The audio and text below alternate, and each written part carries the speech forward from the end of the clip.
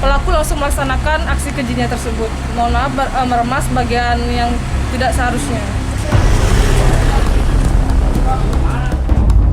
Paling lama 15 tahun penjara karena ini anak di bawah umur.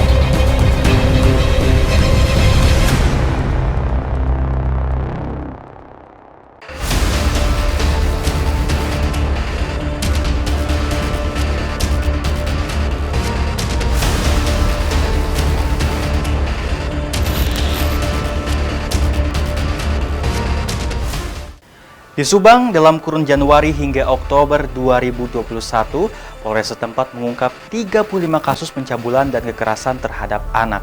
Korban merupakan siswi SD hingga SMA dengan usia 12 hingga 16 tahun. Pelaku pencabulan terhadap anak harus dihukum seberat-beratnya. Sepertinya semua orang akan setuju dengan pernyataan itu. Ya, hukuman berat diharapkan bisa jadi efek jera bagi pelaku untuk tidak melakukan perbuatan yang sama atau sebagai peringatan bagi yang lain agar tak coba-coba bertindak asusila hanya untuk memenuhi nafsu syahwatnya. Saya mungkin selaku masyarakat sangat miris dengan hal-hal ini yang terjadi begitu marak, begitu banyak, dan sepertinya sangat luar biasa. Nah, tentunya untuk mensikapi masalah ini, saya sebagai warga masyarakat mengharapkan aparat penegak hukum bisa bergerak lebih cepat dan bisa memberikan hukuman yang seberat-beratnya. Artinya dengan hukuman yang seberat-beratnya bisa memberikan efek jera terhadap para pelaku. Dan kalau bisa juga terhadap anak-anak di bawah umur, ini juga perlindungannya itu harus lebih ditingkatkan. Dan perlindungan yang paling utama adalah tentunya orang tua di keluarga atau keluarga, orang tua atau keluarga, karena orang-orang yang terdekat. Tapi itu tadi, pengawasan yang sangat melekat dari orang tua dan orang-orang terdekat itu sangat dipentingkan untuk mencegah hal-hal yang memang sangat tidak kita inginkan, yaitu adanya pencabulan anak di bawah umur oleh orang-orang terdekat. Mewakili mahasiswa di Kabupaten Subang menanggapi terkait pencabulan anak di bawah umur yang dilakukan oleh oknum ya.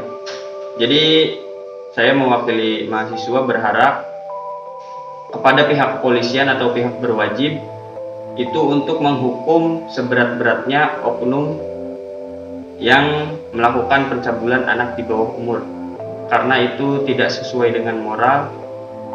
Ya, sangat meresahkan kayak gitu. Mudah-mudahan pihak berwajib dapat menghukum seberat-beratnya. Ketua Komisi Perlindungan Anak Indonesia atau KPAI Purwakarta, Nur Aisyah Jamil angkat bicara soal maraknya kasus pencabulan terhadap anak di Purwasuka, khususnya di Purwakarta. Ingin saya sampaikan beberapa hal. Yang pertama, bahwa fenomena terjadi pelecehan seksual atau KDRT memang sering terjadi di Kabupaten Purwakarta. Ini adalah pemicunya sebagian besar dari ketidakharmonisan keluarga. Oleh karena itu, pemerintah harus hadir di situ, masyarakat juga harus hadir di situ untuk memberikan edukasi kepada masyarakat bahwa ketahanan keluarga itu penting untuk menciptakan situasi dan tumbuh kembang anak-anak kita agar bisa maksimal. Kemudian yang kedua, Ibu Bapak, bahwa pelecehan seksual itu bisa terjadi di mana saja, tapi sebagian besar yang terjadi di Kabupaten Purwakarta itu adalah pelakunya orang yang ada di sekelilingnya. Oleh karena itu, kita harus mampu memberikan edukasi kepada warga masyarakat, kepada tetangga gitu ya, yang ada di sekeliling kita, bahwa pelecehan seksual itu tidak boleh terjadi adanya. Dan anak-anak kita juga perlu kasih pemahaman bahwa ketika ada anak atau ketika ada orang lain yang memegang alat vital, payudara, dan hal-hal yang tidak biasanya kita lakukan, yang tidak sesuai dengan norma-norma agama, itu anak harus segera meminta tolong. Kita perlu memberikan edukasi kepada masyarakat agar bagaimana anak dan perempuan itu menjadi sosok yang memang harus diberikan peluang untuk tumbuh kembang dengan baik. Perempuan juga harus dikasih peluang-peluang untuk bagaimana dia mampu mengaktualisasikan dirinya dengan baik. Oleh karena itu, harapan saya sebagai Kepala Bidang Perlindungan Perempuan dan Anak, sebagai Ketua KPAI, menghimbau kepada masyarakat Purwakarta bahwa situasi di rumah itu kita yang mengendalikan. Harapannya adalah kita sama-sama menciptakan situasi yang kondusif agar anak itu bisa tumbuh kembang dengan baik. Perlindungan terhadap anak diatur dalam Undang-Undang Nomor 23 Tahun 2002 tentang Perlindungan Anak.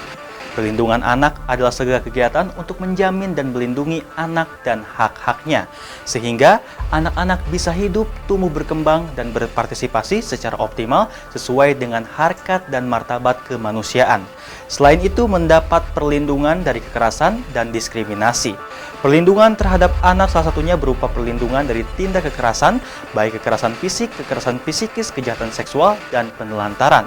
Sanksi bagi pelaku kejahatan seksual terhadap anak berdasarkan Pasal 82 Ayat 1 Junto Pasal 76E Undang-Undang Nomor 35 Tahun 2014 tentang perubahan atas Undang-Undang Nomor 23 Tahun 2002 tentang Perlindungan Anak.